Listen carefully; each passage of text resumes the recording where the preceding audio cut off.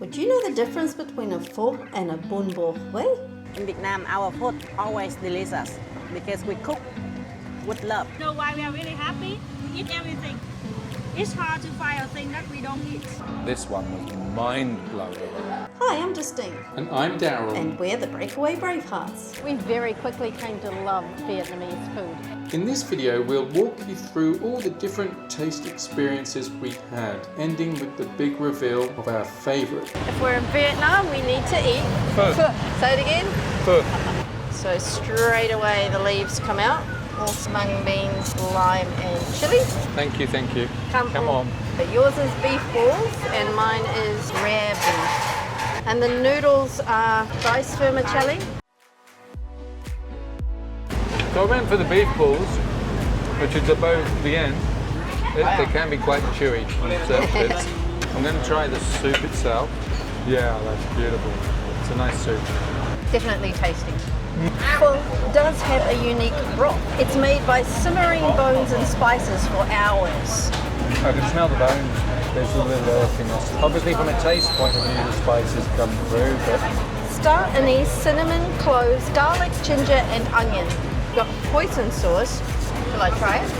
I am really not sure if I just completely bastardized my... Am I allowed to say that on YouTube? we'll better find out. It's meat's actually quite tasty. This is growing on me now. What do you make of that? Leafy. So there you go, folks. Subscribe to our channel and find out that a leaf tastes like a leaf. So today we're in a restaurant. It's a little bit more upmarket, but we got a bit of a surprise when we saw a rat because we're not really used to that. It's because they have a lovely garden. Lẩu riêu cua đồng. Lão rư cô đồng. Yes. One of the reasons we went for this particular dish was because it has some vegetables in it. So one thing we've noticed is that there's not a lot of vegetable content. There's a lot of leaves. Often we don't recognise them. They always taste good. A lot of meat, a lot of fish, noodles or rice, and most dishes are soup-based that we've eaten so far. Breakfast, lunch and dinner. Okay, that's impressive. So you've got tofu, you've got beef, looks like you've got some vegetable. So this is banana flour. That one's got little holes in. Did you steal the caterpillar's lunch? So this is a tomato-based stock. It's got big whole chunks of tomato in So here that's why as well. it's meant to be tangy, you know? Yeah. Wow, look at that. Come to a restaurant to do your own cooking. Oh yum, that's very tasty. Yeah, very tasty. Yeah, you can really get the seafood underneath, Yes. but it's not strong, it's not overpowering, it's really light. Yeah. Kind of getting the hang of chopsticks, but we are still very clumsy, which can be quite entertaining for the locals. I think I just ate my hair with my noodles. That beef is quite chewy, drizzly. Kind of regretting that one. Tastes overcooked already. I guess that's our bad. Every now and then I get a bit of a rustic flavour. Probably could be the crab. So definitely tasty and light in flavour, not heavy, and yet quite filling because it is a broth-based soup. Very flavoursome right to the end. Recommend it. So tonight we're ordering in. We've used the Grab app. It's very cheap, very quick, very convenient. So we're trying out bánh mi. Unfortunately, from a sustainability point of view, there is obviously a lot of packaging. Look at all this Salad leaves. It's Some the kind of fish soup sauce, isn't it? Always comes with chili. Each one of them seem to be a combination of prawn and meat. There's not a lot of extra flavours added to it. This one is just mostly fried pastry, not a lot of flavour in there. Definitely better with the mint and the sauce. Very greasy. So this is not one that I would personally order again. What I've come to love most about Vietnamese food was the lightness, but still packed with punch and flavour. This didn't really have either.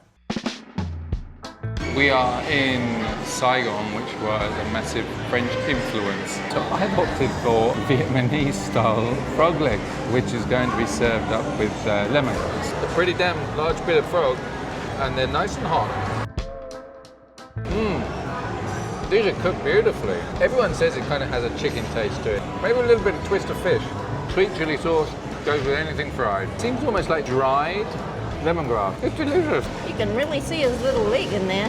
He's a jumper. Tiny little bones. Come on. So I have rolled pho and I've gone vegetarian. So inside I've got tofu, lettuce and mung beans. Yum, that is really tasty. The outside coating there is really light and fluffy. And then it's got one of those peppery leaves inside there. It really brings out all the rest of the flavours. Quite delicious. You know you just hit Kermit. Well, that's interesting because I had Little Miss Piggy or whatever her name is sometime in Spain. And I wasn't sure quite what I was eating. I do thank all of our viewers, by the way, who have responded and given me a full idea of what it was I ate. Not sure it makes me feel any better. But they were a match made in heaven, and that's where they are. I probably won't be ordering that very often because there's far too many other flavoursome dishes available here. So after trying a few things on our own, with varying success, we were lucky enough to have locals share their favourite meals with us, which finally led us to our favourite dish of them all. So Sonny has taken us to a night food market to try his favourite food. Yeah, over here you are seeing this one. This is the Vietnamese style pizza. We call bánh tráng nướng, the first line. Bánh tráng nướng, yeah.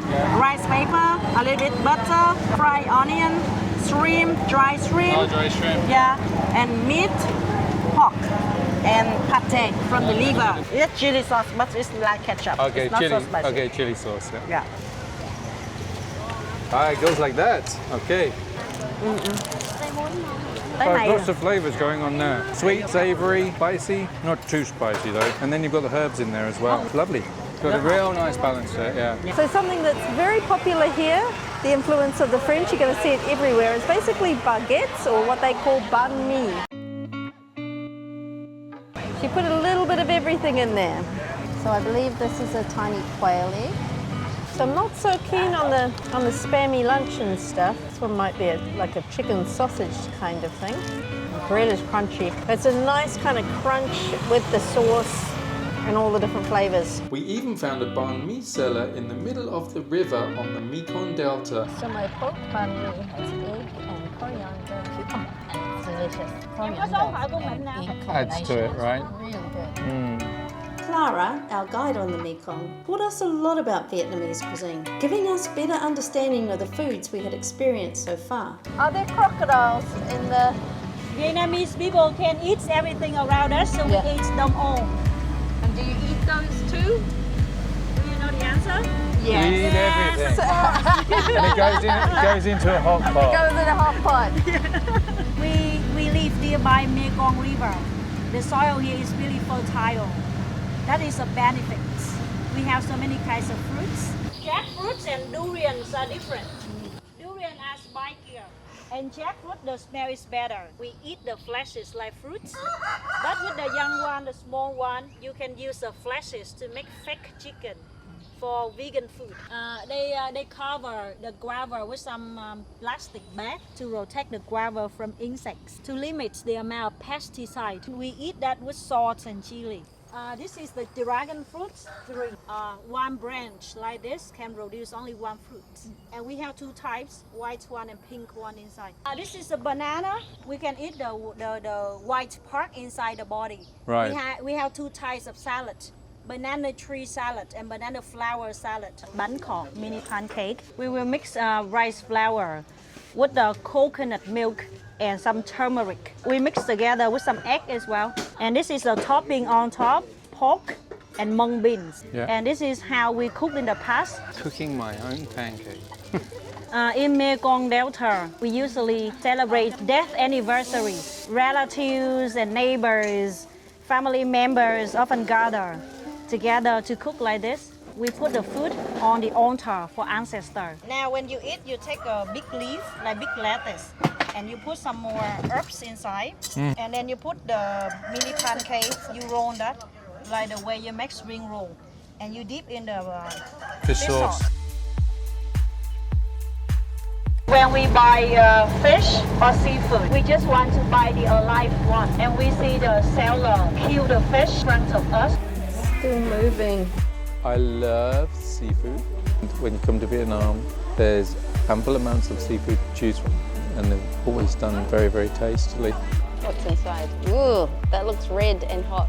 We've discovered the best places to come eateries that have small chairs. The kitchens are going to be simpler and your food's going to be freshly prepared and authentic. It's usually where the locals eat. And the dogs. He's trying to cute me out to get my food. So it does pay to have Google Translate handy so you can read the menus. So you can hand choose your shellfish and she'll pop it on the scales and weigh it for you.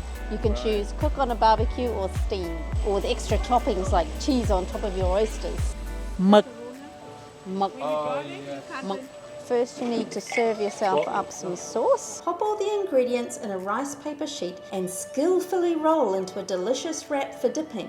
Well, you know, You've now got a rice paper glove. for the record, I've never smoked, so as you can see, I'm not great at rolling. Going to try some oyster porridge. Egg and oysters basically, and some kind of greenery. Yeah, that's yummy. Yeah. Yeah, that's good. And it's all gone because it's so tasty. It was delicious. We both agreed the highlight of our culinary journey in Vietnam was the fresh seafood served at local restaurants. But there is one last dish you need to know about. We have saved the best till last. This was the one that the famous chef, Mekong Delta, said that it's a genius dish because of its combination of flavours. So underneath here, more noodle. Quite a thick noodle, isn't it? But as you can see, also it's got pieces of beef in. This is some kind of sausage meat, I believe. That's really good. The stock's really tasty. Oh, that's really good. That's Yeah. so tasty. That is really good. Yeah, rich flavour. Oh yeah, actually that's really tasty, that sausagey stuff. And we got our usual selection of leaves, Yeah. random leaves. So this leaf here, we haven't yet been able to identify. Got a distinct aniseed taste. If anybody knows what it is, can help us out, please let us know in the comments.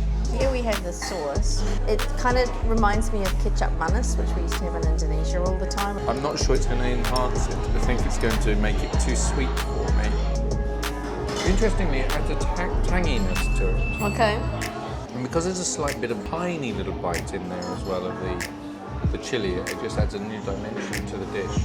This is an absolutely amazing dish when you put all three of these combinations together. You have got so many different flavours going on in your mouth. Sweet, sour, tangy, salty. It's all going on. And it's all for breakfast. But you can see the cracked pepper in there, chili flakes. He added the chili. I guess we're not eating anymore. My plan well. This is going to be finished because it is so flavoursome. That was flipping soup. That was super. I just said it's super. I have not had enough coffee for your jokes this morning. What a great start to the day. Definitely recommend the Bun Bowl Way. And we're enjoying this one at Tam Coffee. Just a note to our viewers, we don't get sponsorship. Yeah. We don't get paid for anything, we just tell you exactly what we see on the day. But Tam Coffee is a place that we've come back to a few times. Yeah. And we also feature them in our video on Vietnamese coffee. This one was mind-blowing. I wouldn't hesitate to have another one. Our journey through Vietnam's culinary landscape is certainly something we'd love to repeat, and we hope it inspires you to try Vietnamese food for yourself. Thanks so much for watching, and our huge gratitude to all our subscribers who are taking this journey with us. Until next time, happy travels everyone!